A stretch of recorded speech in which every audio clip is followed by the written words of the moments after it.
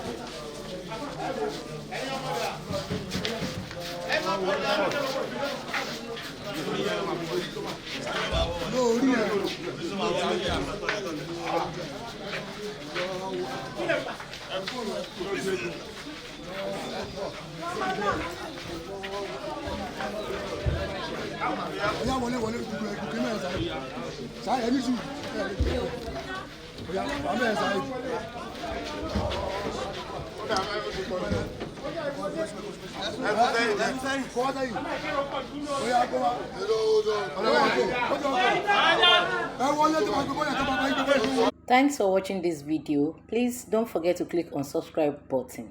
Kindly comment and share. We drop new videos daily. Thank you. God bless you.